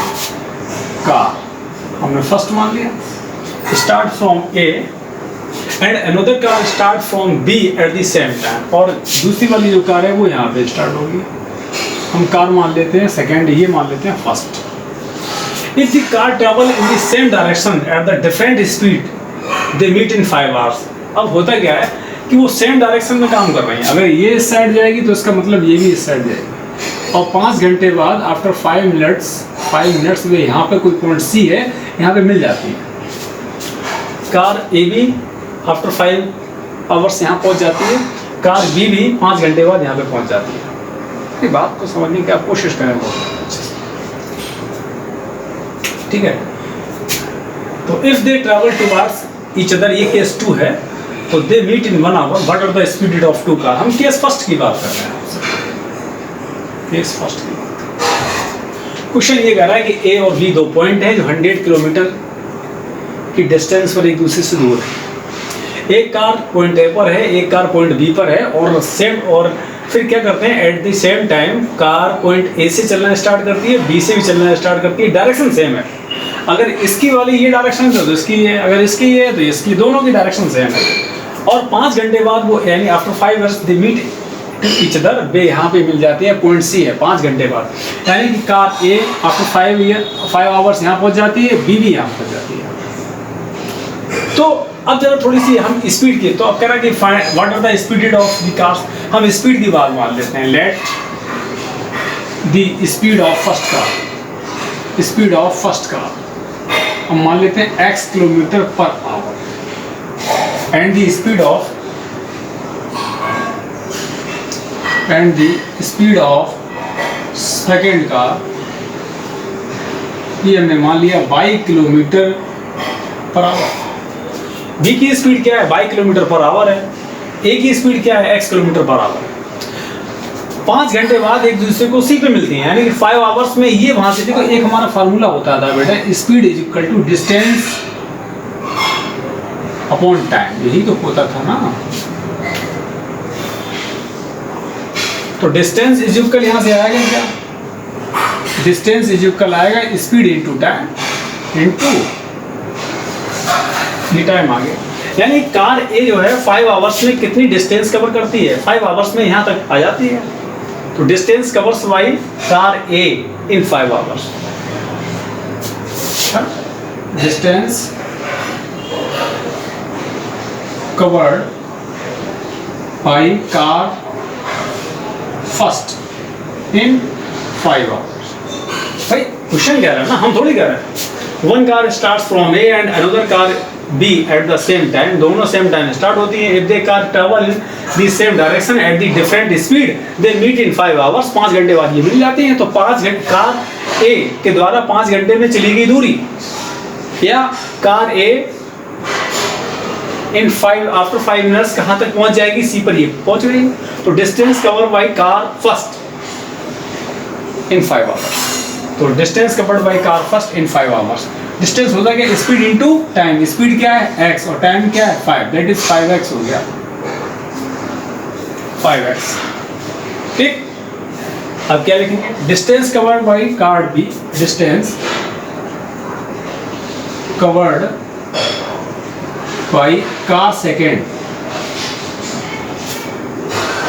इन 5 आवर्स। अब ये भी तो 5 घंटे में जाएंगे, तो इनके लिए क्या होता है, स्पीड इनटू टाइम हो गया। कार बी की स्पीड क्या है कार सेकेंड की, बाई है, टाइम इतना ही लगा, दैट इज 5 बाई हो गया। हमें क्या चाहिए, यानी कि कार 5 घंटे में ए वाली सी पे पहुंच जाती है, बी वाली सी पे पहुंच जाती है। हमें चाहिए केवल A B. Actually A B आपके पास है कितना, ए बी आपके पास दिया गया है बेटा 100 किलोमीटर। तो ए बी क्या होगा, ए सी में से अगर बी सी माइनस कर देंगे तो ए बी आ जाएगा, बोलिए। तो आप क्या लिखेंगे, ए बी को लिख सकते हैं A C minus B C equal to 100 kilometre आ गया। अब ए सी क्या है, भाई ये 5 आवर्स में ए सी तो आया है ये, तो ये आपके पास ए सी हो गया और ये आपके पास बी सी हो गया। तो आप क्या लिखेंगे, 5x minus 5 by is equal 100 kilometre divide by 5 on both side, divide by 5 on both side. 5 से क्या कर देंगे, दोनों साइड में डिवाइड कर देंगे, तो आप क्या लिखेंगे, x minus by is equal 20। ये इक्वेशन फर्स्ट आ गया, ये केस फर्स्ट था। अब देखिए, जब हमने केस फर्स्ट की बात कर ली, अब हम केस सेकंड की ओर चल देते हैं। हमारा केस सेकंड बोल क्या है, देखिए केस सेकंड क्वेश्चन को पढ़िएगा वो ध्यान से। If they travel toward each other, मान लिया हमारा ये कोई पॉइंट है ए और ये बी है, ये ए है और ये बी है। केस सेकंड की बात कर रहे हैं, इन दोनों के बीच की डिस्टेंस 100 किलोमीटर है। एक कार कहाँ पर है, ये कार फर्स्ट है और ये कार सेकंड है। केस 2 की बात कर रहे हैं, if they travel towards each other, एक दूसरे की ओर चल रही है, मतलब ये चलेगी इधर और ये चलेगी इधर। दे मीट इन 1 आवर, में 1 घंटे बाद मिल जाती है, हमने मान लिया यहाँ पे मिल जाती है, सी पॉइंट है, ठीक है। व्हाट आर दी स्पीड, अब जरा देखिए 1 आवर में, दे मीट इन 1 आवर। तो car A, car first 1 hour में यहाँ पहुंच जाती है पॉइंट सी पे, और कार बी 1 आवर में सी पॉइंट पे पहुंच जाती है।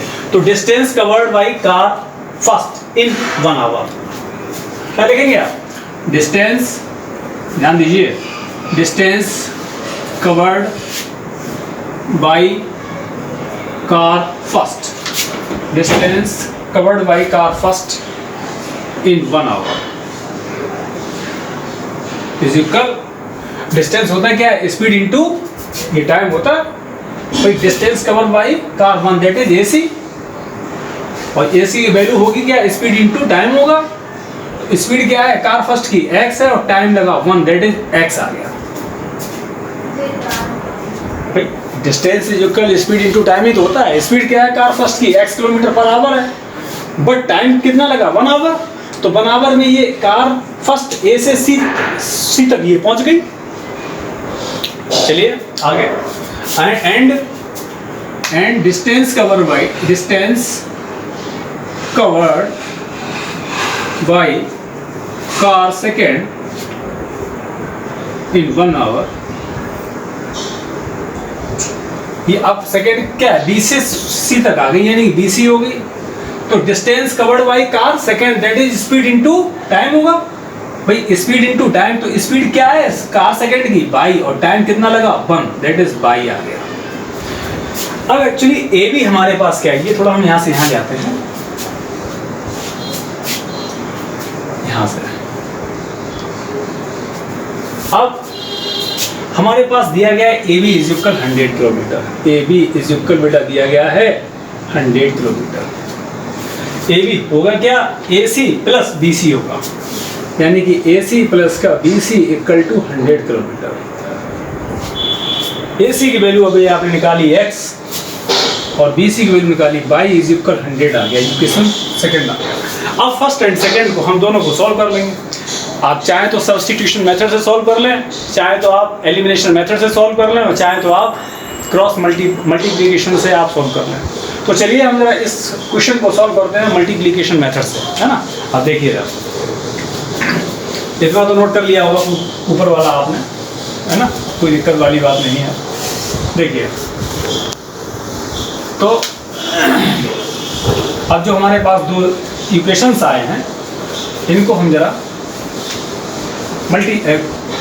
इनको हम क्रॉस मल्टीप्लिकेशन मेथड से सॉल्व कर लेते हैं। फर्स्ट इक्वेशन अभी आपका आया है x minus by minus 20 is equal 0, ये इक्वेशन फर्स्ट था। और सेकंड आपके पास आया है x plus by minus 100 is equal 0, ये इक्वेशन सेकंड है।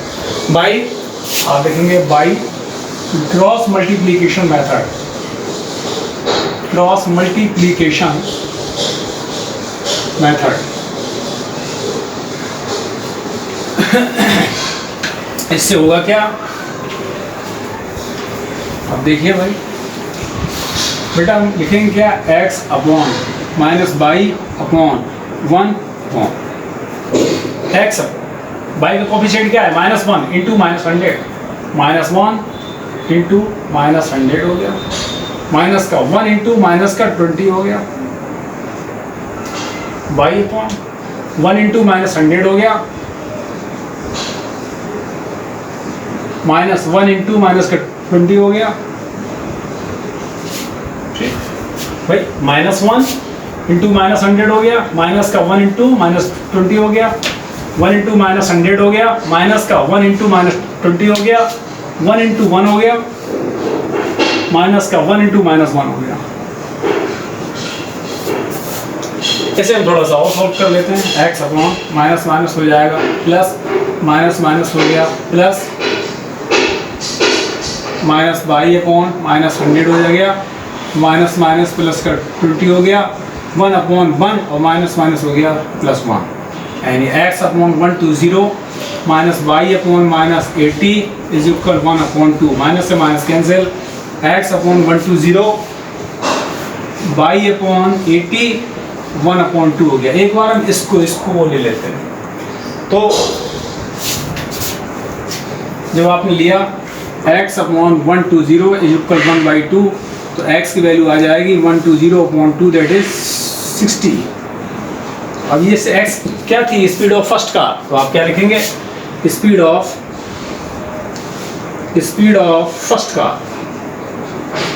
फर्स्ट कार, ये आ जाएगा x, इसकी वैल्यू आ गई 60 किलोमीटर पर आवर। ठीक, अब हम थोड़ा यहाँ देखते हैं अगेन। अब हमने ये ले लिया, तो बाई अपॉन 80 इज इक्वल आ जाएगा 1/2, बाई अपॉन 80 इज इक्वल 1/2, तो बाई की वैल्यू आएगी क्या, 80/2, दैट इज ये आ गया 40।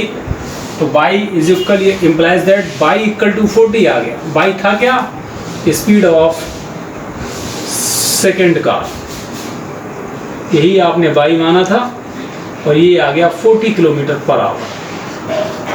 ठीक, ये आपसे पूछा गया था कि दोनों जो हमारी बोस कार हैं, दोनों कार की स्पीड फाइंड आउट करो। हमने एक को x मान लिया, एक को y मान लिया। x की वैल्यू आ गई 60 किलोमीटर पर आवर और y की वैल्यू आ गई 40 किलोमीटर पर आवर। ये दोनों कार की स्पीड आ गई। ठीक, अब इसे नोट कीजिए। क्वेश्चन नंबर 4 का 5th पार्ट में नोट कर देखिए। क्वेश्चन नंबर 4 का ये 5th पार्ट है, लास्ट इस एक्सरसाइज का 3.5 एक्सरसाइज का। क्वेश्चन नंबर 4 का ये 5th वाला पार्ट है। देखिए, हम इसमें बात कर लेते हैं। क्वेश्चन हमसे ये कह रहा है the area of a rectangle gets reduced by 9 square units. पहले हम रेक्टेंगल चूंकि आया है तो रेक्टेंगल में हम थोड़ी सी बात कर लेते हैं। ये हालांकि आपको मालूम होगा, जैसे ये रेक्टेंगल है, अगर इसकी लेंथ x है और ब्रेथ y है तो इसका एरिया जो होगा वो हमारे पास होता है x into y। ठीक, the area of a rectangle gets reduced by 9 square units if its length is reduced by 5 units and breadth is increased by 3 units. If we increase, ये केस फर्स्ट था, और second case पे ये बात कर रहे हैं, if we increase the length by 3 units and the breadth by 2 units, the area increased by 67 square units. Find the dimensions of the rectangle. तो मान लेते हैं, तो लिखेंगे let the length and breadth of rectangle are x and y respectively। यानी कि आपने इस रेक्टेंगल की लेंथ को x मान लिया, ये हो गई क्या, ये लेंथ हो गई आपकी, और ये क्या हो गई, ब्रेथ हो गई है आपकी, और ब्रेथ को y मान लिया। तब एरिया होगा क्या, एरिया ऑफ, जब हम रेक्टेंगल की बेटा हम बात करेंगे तो ये होता है L इंटू बी होता है, यानी x इंटू वाई हो गया स्क्वायर यूनिट, स्क्वायर यूनिट्स हो गया।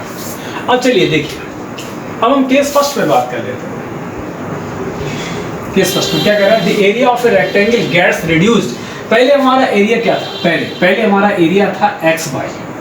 The area of a rectangle gets reduced by 9 square units if its length is reduced by 5। Length हमारे पास x थी, उसको हमने क्या किया, length is reduced by 5 units, यानी कि x को हमने x माइनस 5 कर दिया। And breadth is increased by 3 units, और ब्रेथ जो हमारे पास y थी उसको हमने कर दिया 3 यूनिट्स ब्रेथ को इंक्रीज कर दिया। तब एरिया क्या होगा, L इंटू बी होगा। अब ये L हो गई, ये भी हो गई। फिर समझो भाई, एरिया ऑफ रेक्टेंगल पहली बात होता क्या, L इंटू बी होता है। लेंथ हमने x मान लिया, ब्रेथ को y मान लिया, तो L into B that is x into y area हो गया। अब इसमें अकॉर्डिंग टू कंडीशन है, कंडीशन आपसे ये कह रहा है कि the area of rectangle gets reduced by 9 square unit, इसका एरिया 9 स्क्वायर यूनिट कम हो जाता है, ये वाला। कब, if its length is reduced by 5 unit, अगर हम इसकी लेंथ को 5 यूनिट कम कर दें और ब्रेथ को 3 यूनिट बढ़ा दें, तो ये वाला एरिया, ये वाला 9 स्क्वायर कम हो जाता है, ये कम हो जाता है 9 स्क्वायर। दोनों को इक्वल करने के लिए इसको 9 कम कर दो, दोनों को इक्वल कर दो। ठीक भाई, क्वेश्चन क्या कह रहा है, क्वेश्चन हमारा ये कह रहा है अगर हम इसकी लेंथ को कम कर दें, ब्रेथ को बढ़ा दें, तो ये वाला एरिया जो है ये L इंटू बी, भाई ये L है, ये भी है, L इंटू बी हो गया। तो ये एरिया 9 स्क्वायर यूनिट कम हो जाता है। ये कमी की तो बात कर रहे हैं, ये रिड्यूस्ड, तो ये कम हो जाता है कितना, 9 स्क्वायर। तो दोनों को इक्वल करने के लिए इसको 9 कम कर दो, बात खत्म हो गई। अब हम इसे सॉल्व कर लेते हैं। X by minus 9 is equal x into by plus का 3x माइनस, अब x का इसमें भी होगा, फिर माइनस का 5y हो गया, माइनस का 15 हो गया। एक्स वाई से एक्स वाई कैंसिल हो गया, तो अब क्या बचा, माइनस में माइनस 9, इस माइनस 15 को आप यहाँ ले आओ, और इधर आ गया 3x माइनस 5y, यानी कि 3x minus 5y is equal आ गया 15 माइनस 9 6 आ गया। इक्वेशन फर्स्ट हो गया आपके पास, ये केस फर्स्ट हो गया। अब हम केस सेकंड की बात कर लेते हैं। केस सेकंड, ध्यान से पढ़िएगा इसको। केस सेकंड कह रहा है if we increase the length by 3 units and the breadth by 2 units, the area increases by 67 square unit. पहले एरिया क्या था, जब कुछ नहीं चेंज हुआ तो हमारा एरिया है x इंटू वाई। अब क्या करें, if we increase the length by 3 unit, हमने लेंथ को 3 यूनिट इंक्रीज कर दिया, x प्लस का 3 आ गया। इफ वी इंक्रीज, इफ कहाँ गया, हाँ, if we increase the length by 3 units and the breadth by 2 units, और breadth को हमने क्या किया, 2 यूनिट इंक्रीज कर दिया, तो हमारा ये वाला एरिया ये L इंटू बाई ये, L इंटू बी ये है, L इंटू बी ये है। तो जब हमने लेंथ को बेटा ये कह रहा है if we increase the length by 3 units, हमने लेंथ को 3 यूनिट इंक्रीज कर दिया, and the breadth by 2 units, और ब्रेथ को हमने 2 यूनिट इंक्रीज कर दिया, तो the area increase by 67 square unit. तो ये एरिया 67 स्क्वायर यूनिट बढ़ जाता है, ये वाला बढ़ जाता है, ये तो दोनों को इक्वल करने के लिए इसको 67 बढ़ा दो, बात खत्म हो गई। ठीक, तो find the dimension of the rectangle, x और y की वैल्यू फाइंड आउट करना है आपको।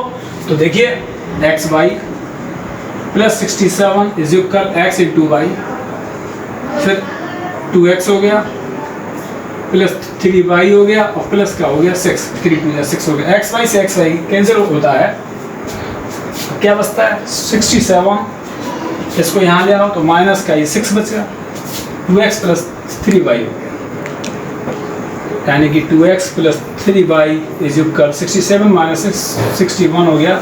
इक्वेशन सेकंड आपके पास।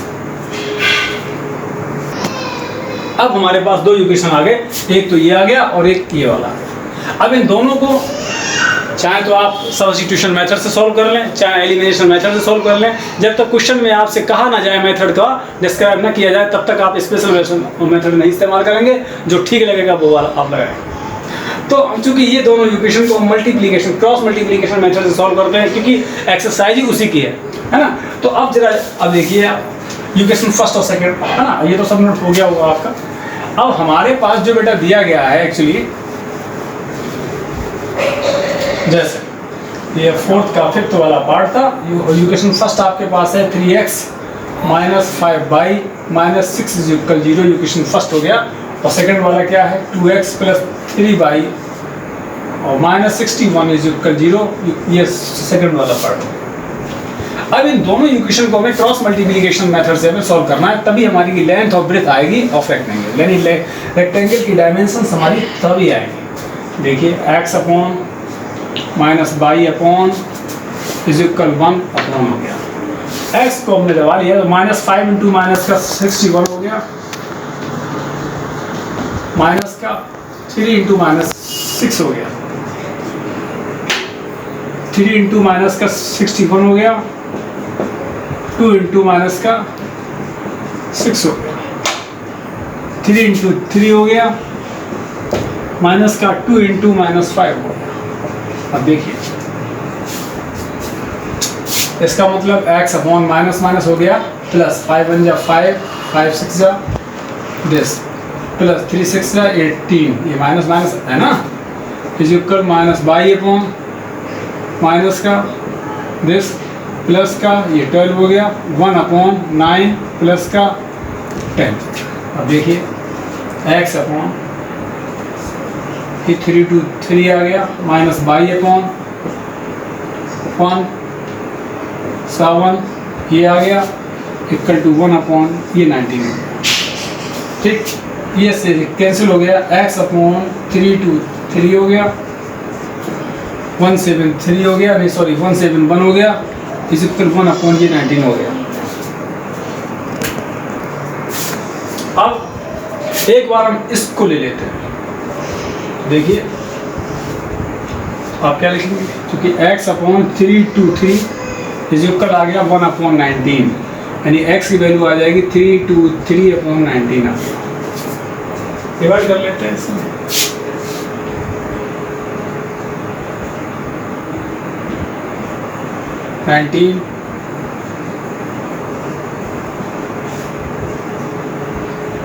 ठीक, तो x की वैल्यू आ गई 17। ये क्या था, ये एक्चुअली लेंथ थी, length of rectangle unit 17 unit आ गया। और अब हम इसकी बारी ये ले लेंगे अगेन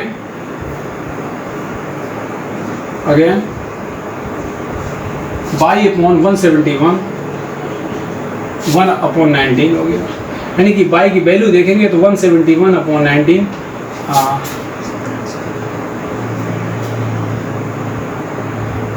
19 8 जा शायद होता है, नहीं 19 9 जा 19 का,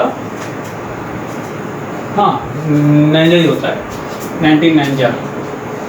तो बाई की वैल्यू आ गई आपके पास 9। ये बाई क्या है, यूनिट्स, ये है आपकी ब्रेथ ऑफ रेक्टेंगल। तो यानी कि x और y की वैल्यू आ गई। x को हमने क्या माना था, लेंथ ऑफ रेक्टेंगल, और y को हमने क्या माना, x को हमने माना था length of rectangle that is 17 units, और y को हमने माना था breadth of rectangle that is 9 units.